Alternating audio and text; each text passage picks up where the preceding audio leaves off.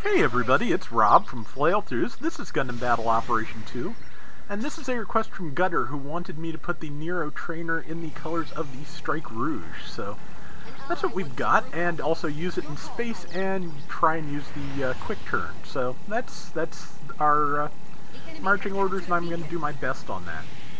The Nero trainer is really good. It is a fairly low cost heavy attack raid. I think it comes in at 450. And let's see, somebody else got the kill, but I managed to get a tag in at the last second there. But yeah, it's got the Nero's charging beam rifle, which does pretty solid damage. It's also got this regular Nero's double beam sabers, but it has a heavy attack with them, which does a lot of damage if you can land it. So, as heavy attacks are prone to doing.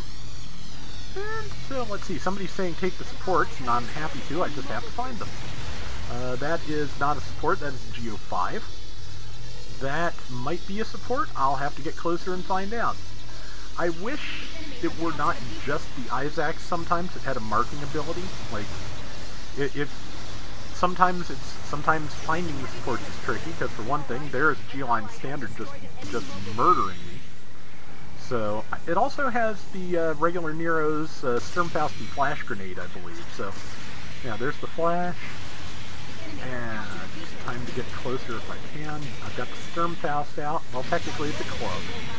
Because, like I said before, just in real-world terms, I am pretty certain that Gundam Sentinel introduced the club well before the Sturmfaust was introduced via 0080. So, by a year at least.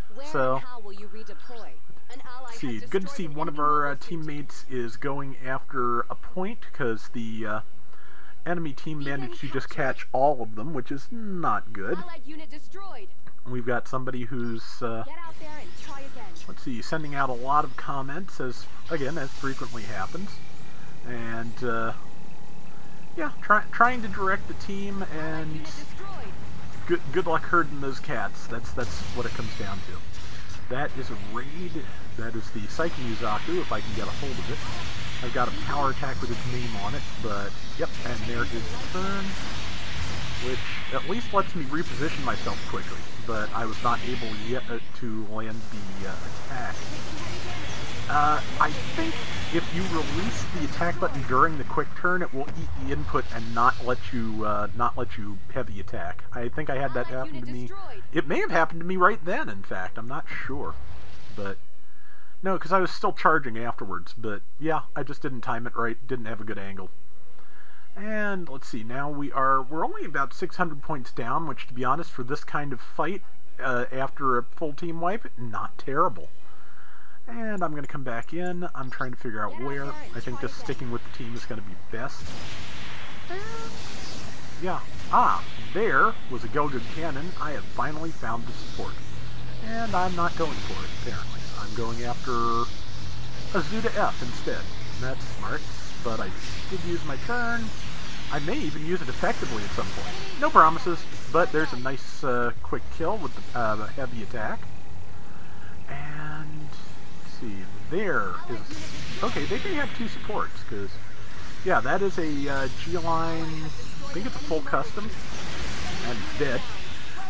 But, yeah, I'm almost certain I saw a Gelgood cannon, too, though it could be the Gelgood Vincent Gleisner type, with the rifle that converts to a shoulder cannon. I think it's Gleisner. There's quite a few, custom Gelgoods in this. Though still not Johnny Ryden's, which I would not mind seeing. We've got the Gelgood Vertex Testarossa, but just not Johnny's high mobility Gelgood. Would not mind seeing that. All the Gelgood variations, all the ace units, put everything in GBO2. And somebody took out the G-Line Standard. That's good. And let's see. Okay, our Bishop took it out. That's more than fine with me. And I don't think I might be the ace. I've managed to get some okay shots in here. I've managed to get some okay kills. But I'm not 100% sure. I've gotten like 3-4 kills. It's certainly not impossible, but it's not anything I'm planning on. I think at the time I could tell that it was possible, because I'm kind of hanging back behind the rocks to just hopefully get an opportunity to find out who was acing and what to do. It is not me, and that is fine. So now, the enemy aces the G-Line full custom, so I am perfectly set up for that. Missed me with the shoulder cannon, and somebody stunned them perfectly, and they're dead. Yeah, so I am going to be a good counter for the enemy ace. So now the next thing to do, hopefully, is not abandon our own ace to die. Like, if we can do those things, both of those things, kill the enemy ace basically immediately as soon as I can get to it, and keep the allied ace alive, we can run away with this. We lost our ace. I don't remember if we run away with this. Like I said, I tend to run rounds where we stay competitive, so we may not be doing a very good job of keeping the ace alive from here. But number 5 is about to drop.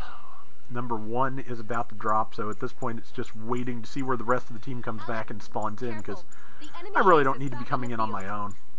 They've got a very slight lead. I don't think the enemy ace managed to kill anything, so that means they haven't gotten a huge score for it, but yeah, just waiting to see where what the rest of the team decides to do and when before I jump back in, because I am a raid. I cannot fight 5 things at once.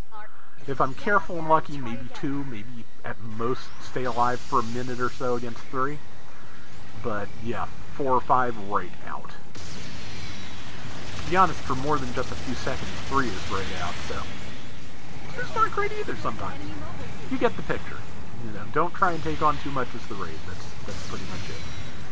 And I will forget this lesson by the next time I am playing raid, but oh well. And there we go. And let's see, got the ace again. We're 2,800 points ahead. Did some Vulcans, but dropped off, but pulled off so that to make sure that our ace would get the kill. That is Gym Dominance? No, it's Pale Rider Space. And yep, ace got that kill too. So yeah, we're functioning pretty well here. So yeah, doing pretty well as a team. It's a good ace match play. We're all doing the best thing we can do. I'd be very tempted to go after the ace again, but with this kind of lead and this kind of time left, what you do is you retreat and stick together so you can't get annihilated by something or other. And that said, I'm kind of, you know, playing rear guard here, so I can hopefully land a charge shot on the ace when they peek out. But yeah, still just waiting. They are available, and we are back to our ship, so it's time for me to try and do something, especially since everybody's shooting. Although, again, I don't want to get too ambitious, because they could focus me down very easily and let the ace get the kill shot. So instead, I'll just go after this person. Nope, nothing. Yeah, so, but still, I'd say fairly solid round. Did a pretty good job not letting our ace get killed, did a pretty good job of persecuting the enemy ace, and Strike Rouge colors came out pretty good, so I hope it's what you were looking for, Gutter. I got top damage with 87,000, and I was top diversions, because I was up in everybody's face quite a bit. 5 and 3, not bad at all. So, that is going to do it for today's Gundam Battle Operation 2. We'll be back soon with more. Till next time, everybody take care and have fun. Later! Have I ever told the story of the MS in Action Strike Rouge? That was a frustrating one. So, the Gundam Seed line did come out in the US. The Gundam figure line was on its way out, so it showed up at some KBs, like, instantly on clearance. And after that, after the first wave, it got canceled. So, we never saw the Jin here, which is a shame, because that's a fantastic figure. Came out in Japan, like, the next month.